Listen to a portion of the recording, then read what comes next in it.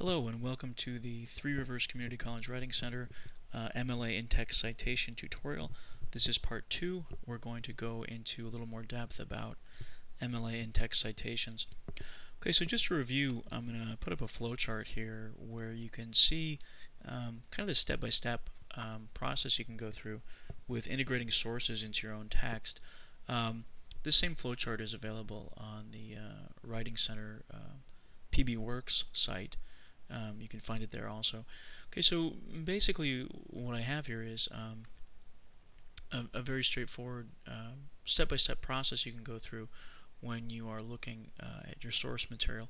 The first thing you want to do is identify what you have, and let's see if I can open this up just a little bigger for us so you can see it a little bit better. I'm just going to go up to about 125%.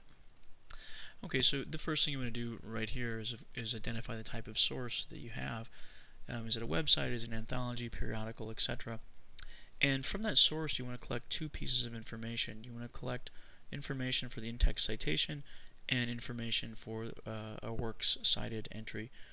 Okay, and if you collect the information for the works cited entry, you'll have things like the author, the publication information, and hopefully the pages of that source that you looked at, and the author and perhaps the title, depending if it has an author or not, and the page or paragraph numbers are things you're going to be using here for the in-text citation. Okay, so once you identify the type of source you have, to make your works cited page entry, you find the format here in a reliable MLA reference.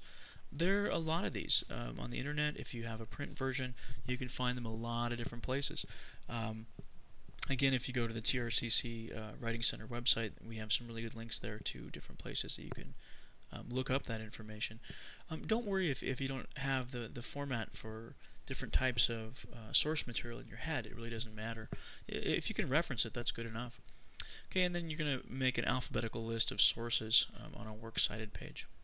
Okay, but primarily today we're going to look at in-text citation, and just a quick review, the two types of in-text citation you can do are a verbatim quote. Okay, so that's a word-for-word quote that's going to show up in quotation marks, or a paraphrase. Okay, and mostly what you want to look for there is how important is it to have the author's name in what you're saying. Or is the idea more important? Okay, so usually when you have the author in your setup to a piece of source material, it's because you want to put the author in there. You want to demonstrate that you've read this author, you're familiar with them.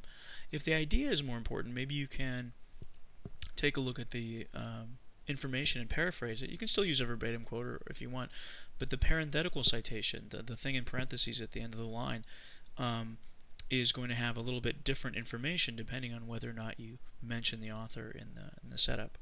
Okay, so again, just a quick review, and this flowchart's available on our PBWorks site if you want to take a look at it.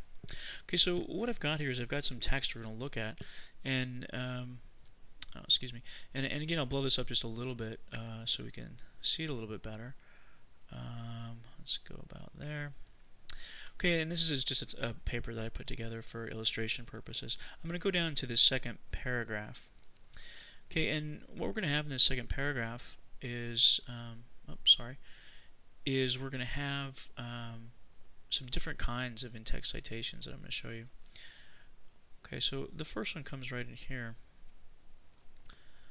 Okay, and in this in-text citation, the sentence read, "Writers like Berger describe the workings of magic so closely associated with neo-pagan traditions as being a process of altering thoughts about daily life so as to bring about a desired change."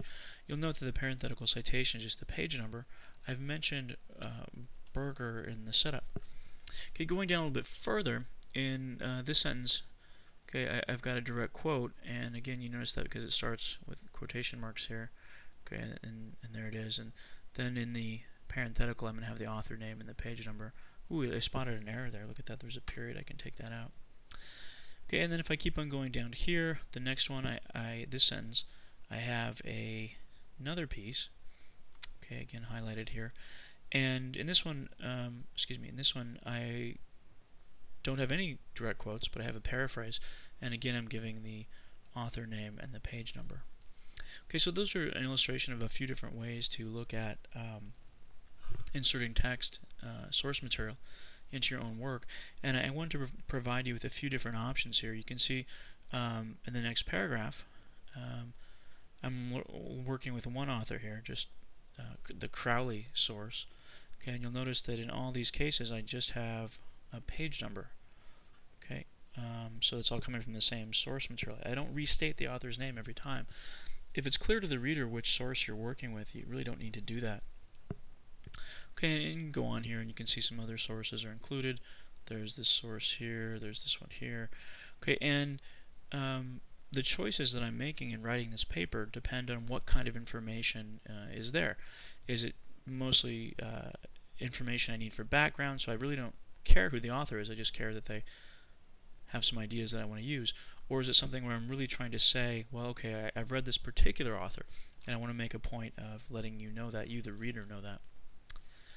Okay, so I'm going to close this out and show you something else really quick. There's a really good handout, and it's from Gallaudet University, and I reference people, or I reference this handout quite a bit and point people to it quite often. Okay, and what it gives on this page, and let me just get this full screen for us. Okay, it gives some really nice examples here of different kinds of language you can use to introduce text material. Okay, you don't always have to say, you know, according to Smith or according to Brown. Okay, there are a lot of other things you can use, and they make a note here at the top, right? They basically mean the same thing. That all these things are, you know, the author says X. Okay, but if you notice, there are a lot of different words here that you can use. You can use, you know, discusses, explains, states, reveals, and if you want to get more advanced, okay, you can go down here and you know, things like this, declares.